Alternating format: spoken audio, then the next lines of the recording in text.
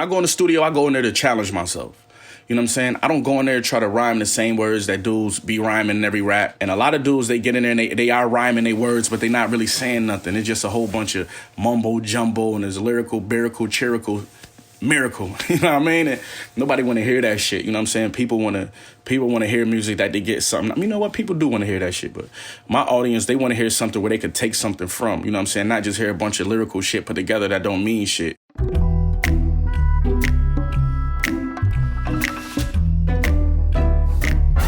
Legend is the first song that we recorded for Burden of Proof. This was my first time working with a producer like Hit Boy. I'm coming off like a good year, and my next year was expected to be better. So I understood what was going on, and I just wanted to, you know what I'm saying? I just wanted to express myself, and that's how I was feeling. I was feeling real legendary. To the people who's rooting for me and the people who watch me come from where I came from, man, I already made it to them. I'm a legend now, you know what I'm saying? I inspired them enough already. Gave my life to the game, had my mama concerned, and made a calm when she saw what I got in return. Everything I rap about is the street life, the things that I've been through. You know what I'm saying? The things that led up to this point. I made her a worried soul, you know what I'm saying? She worried about me and my brothers and my friends and shit. So gave my life to the game. You know, that had my mama concerned, but giving my life to the game put me in a position where I could talk about it on these records. So that made her calm when she, like, you know what I mean? Like, okay, this, you know what I mean? This is what's coming out of that, you know what I mean? Broke my flow down. They still can't describe it in words. And all the work they say they put in, I gotta confirm. Put my hood in diamonds so you know how my block did it. Gun come with a Carfax. You know who I shot with it. Shot with us. You know me and my niggas. Cribs not furnished till a garage get a drop in it. Man, sky's the limit. You know, watching people around me achieve things. You know what I'm saying? Making me feel like I can achieve them. You know what I mean?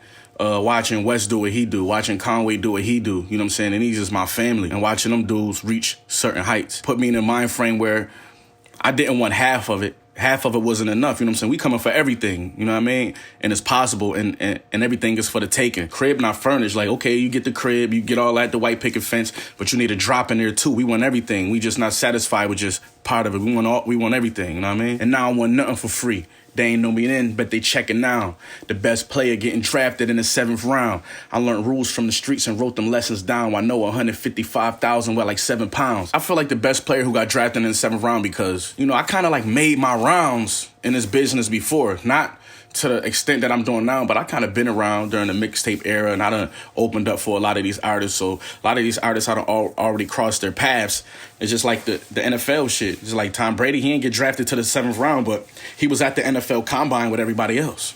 You feel what I'm saying? He was there, so they got to measure him up and see what he was going to be and draw an idea of it. They wasn't right, you know what I mean? They predictions wasn't right, so I feel like that's my situation. You know, people had an opportunity to fuck with me for a minute, but they didn't. They let me see what I was going to do. And then when I came in and did what I did, it wasn't expected.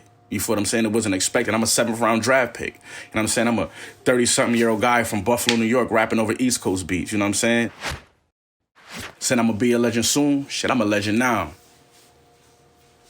Yeah, said I'm going to be a legend soon. Shit, I'm a legend now. I got a whole city on my back, you know what I mean? I got my whole team on my back, and they trying to tell me, like, wait till next year, you know what I'm saying, to be called a legend and to be accepted by a whole bunch of people who don't even know me right now. When we did what we did for us, you know what I'm saying? We legends always. We going to die legends, you know what I'm saying? We legends right now, today.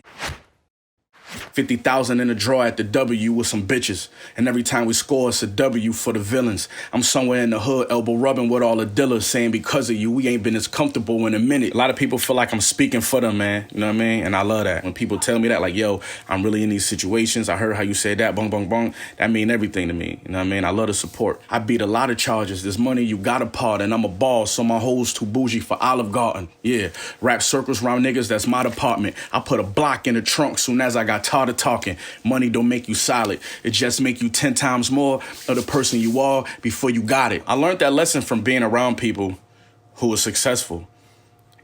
More importantly, being around people before they were successful and being around them and then watching them get money, then see how they act. Then I really got a certain amount of money. Then I really seen it for myself. I'm really still the same person. It's just, you know, it's just amplified. A lot of times people think having money equals a person being real or equals a person being perfect sometimes. You know what I'm saying? People worship money. Money don't make you a better person than the next person. And all my jewels and VIP drunk where it's crowded. And I can't call the bitch by a name because I forgot it. Who can I depend on? Married the game and deaf my in-laws. Feds don't got no mercy for no big dogs. Sometimes you sign up for things indirectly. You might want to go to a baseball game. That don't mean you signed up for a foul ball flying at you, you know what I'm saying? So it's like, that's how marriage is. You've married a girl, it come with the in-laws, you know what I'm saying? That's part of it. You might didn't sign up for it to come with the in-laws, whether they be nice or nasty. If you jump in this game, you know this game that we play is consequences and there's rewards. And some things you signed up for indirectly. Death is part of this, and you gotta know that when you jump in this shit. Kite from my man, he said I'm at where I deserve to be. Jammed up, he about to take a plea for a 30-piece. My heart dropped when they pulled them TNT vans up. Now we getting caught by them TMZ cameras.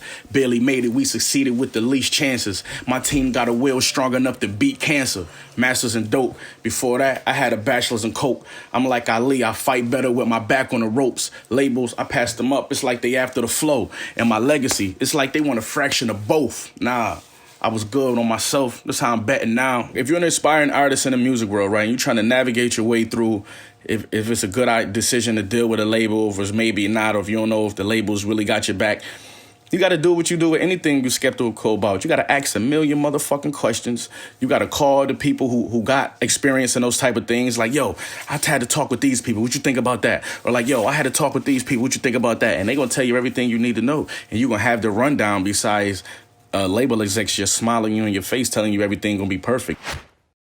Checks overgrown, neck boulder stones. Ever since they said I'm going pro, they say I'm the next so-and-so. But you know how it go. Kobe got his 5th title and somehow still live in the shadow of Michael. To my fans, I represent me and what I got going on and what I got, you know what I'm saying?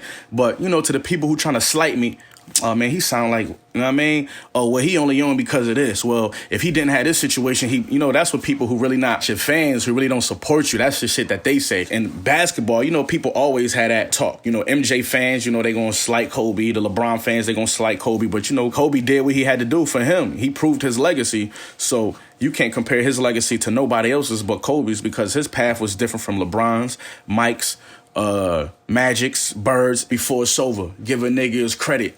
Am I wrong? I want my bouquet when I could smell it. Plug no, give it to me and I sell it. Just so happens had a hunger for greatness and I fed it. Parked in a big boy, me and Hit Boy. Before this rap shit, this trap shit had me lit, boy. The session with Hit Boy is like a rapper's producer because he already got the beats for you that he have in mind. You know what I'm saying? He not just playing random shit. The setting is always good. When you come in there, I done bumped into Nas in there. I done seen Big Sean in there. I done seen Janae in there. I done seen T Grizzly in there. Dom Kennedy in there. Like when you know it's that type of environment, you know what I mean? You know, this is the Staples Center. You know what I mean? You wanna play accordingly. Yeah, 15 years straight, I was crack selling, dope boy, made it out the hood. Now that's legend. It ultimately feels like I'm here for a reason. I feel I got purpose. You feel what I'm saying? And that's a powerful feeling to feel you got purpose, to know that you wake up every morning for a reason. You're not just here to wake up and chill. We're going to smoke, we're going to eat and hang with. No, you know, like, yo, I'm here for a reason. I'm here to do something. I'm here to change somebody's life. Or I'm here to, make things better for my family. Like, I'm really here for a reason. If I don't do nothing, if I never get a plaque on the wall, you know what I mean? If I never sell another motherfucking record, I still made it out the hood, you know what I'm saying? And that's legend. And that's, like I said, that's enough for my people to be motivated off and be inspired by, you know what I'm saying? I played the record for Maul. You know what I mean? I always play everything for Maul. My boy Maul from the Joe Budden podcast, you know what I'm saying? We got a tight relationship, and I played it for him. He was telling me, like, yo, that's some of the best music I ever heard from you.